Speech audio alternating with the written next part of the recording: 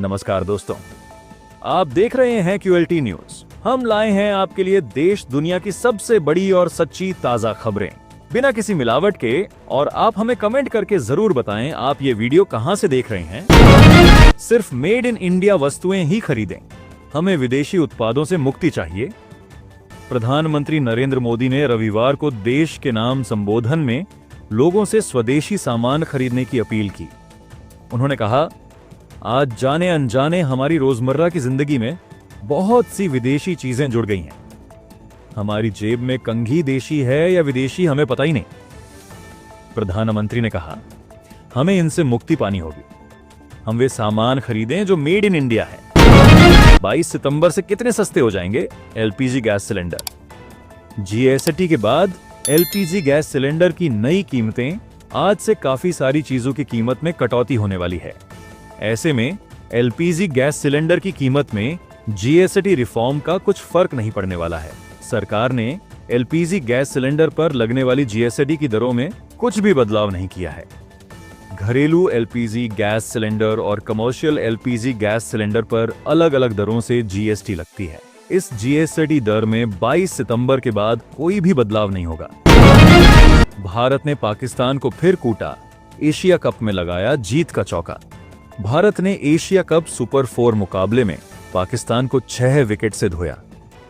पाकिस्तान द्वारा मिले 172 रनों के लक्ष्य को भारत ने 7 गेंद शेष रहते हासिल किया।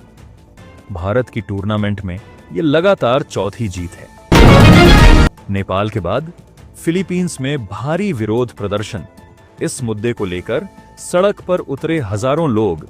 नेपाल के बाद अब फिलीपींस के मनीला में रविवार को बाढ़ नियंत्रण परियोजनाओं में बड़े भ्रष्टाचार घोटाले के खिलाफ हजारों लोग सड़कों पर उतर आए और सरकार के खिलाफ विरोध प्रदर्शन करने लगे। प्रदर्शनकारियों ने सरकारी अधिकारियों, सांसदों और व्यापारियों पर घूसखोरी व सरकारी धन लूटने का आरोप लगाया। हालात संभालने के लिए पुलिस और सेना अलर्ट पर है। आज इन राज्यों में है भारी बारिश और आंधी तूफान की चेतावनी। भारतीय मौसम विज्ञान विभाग आईएमडी ने 22 सितंबर को असम, मेघालय, पश्चिम बंगाल, नागालैंड, मणिपुर, मिजोरम, त्रिपुरा और तेलंगाना में भारी बारिश की चेतावनी जारी की है। वहीं अरुणाचल प्रदेश, उत्तर प्रदेश, असम, मेघालय, बिहार, छत्तीसगढ़, राजस्थान, गुजरात, गोवा, महाराष्ट्र, मध्य प्रदेश, नागालैंड, मणिपुर, मिजोरम, त्रिपुरा, तमिलनाडु, पुडुचेरी और उत्तराखंड के कुछ हिस्सों में आंधी तूफान के साथ बिजली गिरने की आशंका है। 22 से 29 सितंबर तक जीएसटी बचत उत्सव अभियान चलाएगी बीजेपी, जिसमें पार्टी नेतृत्व ने सभी सांसदों से अपने अपने क्षेत्रों का दौरा करने और वहां उत्सव जैसा माहौल बनाने को कहा है। वहीं सभी सांसद गर्व से कहो यह स्वदेशी है लिखकर एक तख्ती बनवाएंगे और इसे दुकानदारों को दुकानों में लगाने के लिए देंगे। इसके साथ ही स्वदेशी अभियान भी चलाया जाएगा। पंजाब में पराली जलना हुई शुरू, तस्वीरें आई सामने। पंजाब में पराली जलाने की शुरुआत हो गई है व प्रदेश में 5 दिनों में पराली जलाने के 27 मामले सामने आए हैं। अक्टूबर व नवंबर में धान की कटाई के बाद पराली जलाना दिल्ली एनसीआर में वायु प्रदूषण का एक बड़ा कारण रहा है। अधिकारियों ने पराली जलाने वाले हॉटस्पॉट में किसानों को जागरूक करने के लिए गहन अभियान शुरू किया है। आधार कार्ड में लगाई जाए चिप। अखिलेश यादव ने फर्जी वोटिंग रोकने के लिए दिया सुझाव। सपा प्रमुख अखिलेश यादव ने चुनावों में होने वाली फर्जी वोटिंग को रोकने के लिए एक समाधान सुझाया है। उन्होंने मांग की है कि फर्जी आधार आईडी बनाकर डाले जाने वाले वोटों को रोकने के लिए आधार कार्ड को चिप्स के साथ इंटीग्रेटेड किया जाना चाहिए।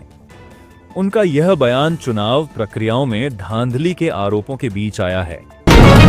अब रोजमर्रा की ज्यादातर चीजें सस्ती हो जाएंगी। राष्ट्र के नाम संबोधन में प्रधानमंत्री नरेंद्र मोदी ने रविवार को राष्ट्र के नाम संबोधन के दौरान कहा कि जीएसटी सुधारों के बाद अब रोजमर्रा की ज्यादातर चीजें और सस्ती हो जाएंगी। पीएम मोदी ने कहा, खाने पीने के सामान, दवाइयां, साबुन, ब्रश, पेस्ट, स्वास्थ्य और जीवन बीमा आदि या तो अब कर मुक्त होंगे या उन पर सिर्फ 5% टैक्स देने होंगे। यूपी सरकार ने लाखों टीईटी अभ्यर्थियों को दी बड़ी राहत, नहीं बढ़ेगा परीक्षा का आवेदन शुल्क। उत्तर प्रदेश के मुख्यमंत्री योगी आदित्यनाथ ने लाखों टीईटी अभ्यर्थियों को बड़ी राहत दी है। परीक्षा का शुल्क बढ़ाने की तैयारी की अटकलों के बीच मुख्यमंत्री ने अधिकारियों को निर्देश दिया है कि आवेदन शुल्क को न बढ़ाया जाए। गौरतलब है कि आवेदन शुल्क को 600 रुपए से बढ़ाकर 1700 रुपए किए जाने की खबरें सामने आई थी। हमारे टैलेंट से डरे हुए हैं ट्रंप द्वारा H-1B वीजा की फीस बढ़ाए जाने के बाद केंद्रीय मंत्री पीयूष गोयल ने कहा है कि कई देश भारत से फ्री ट्रेड एग्रीमेंट करना चाहते हैं और कुछ हमारे टैलेंट से डरे हुए हैं। उन्होंने कहा, हमें आपत्ति नहीं है, हमारा टैलेंट भारत आकर इनोवेशन यूव डिजाइन करे, हमारी अर्थव्यवस्था और तेजी से बढ़ेगी। अमेरिकी राष्ट्रपति डोनाल्ड ट्रंप द्वारा H-1B वीजा की फीस बढ़ाए जाने के बाद उन्होंने यह टिप्पणी की।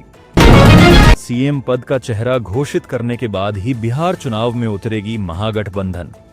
बिहार चुनाव से पहले महागठबंधन में सीएम फेस को लेकर आरजेडी नेता तेजस्वी यादव ने कहा है, महागठबंधन मुख्यमंत्री पद का चेहरा घोषित करने के बाद ही चुनाव में उतरेगी। उन्होंने कहा, क्या हम बीजेपी वाले हैं जो बिना चेहरे के चुनाव लड़ेंगे? बकौल रिपोर्ट्स, चुनाव आयोग अक्टूबर के पहले सप्ताह में विधानसभा चुनाव की तारीखों का ऐलान कर सकता है। तुर्की पर भीषण हमला करने की तैयारी में इजरायल, राष्ट्रपति एर्दोगन के सलाहकार की धमकी नामो निशान मिटा देंगे। तनाव बढ़ा, इजरायल के कई नेताओं ने अपने बयानों में तुर्की को सबसे खतरनाक दुश्मन करार दिया है। इजरायली टिप्पणीकारों ने भी पूर्वी भूमध्य सागर में तुर्की की मौजूदगी को एक खतरे और युद्ध के बाद सीरिया के पुनर्निर्माण में उसकी भूमिका को एक नए उभरते खतरे के रूप में पेश किया है।